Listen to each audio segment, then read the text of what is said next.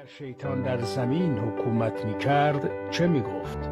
می گفت در راه شیطان کشتار کنید و اگر به دین شما روی نیاوردند بکشیدشان و مالک زنانشون در جنگ بشید.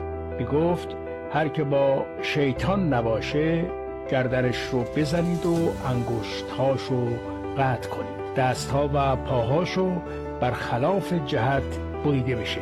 می گفت زنانی که از شما نافرمانی دارند را با زدن تنبیه کنید و زنانی که به شما خیانت کرده اند را در زمین چال کنید و با سنگ آنقدر بزنید تا کشته بشن.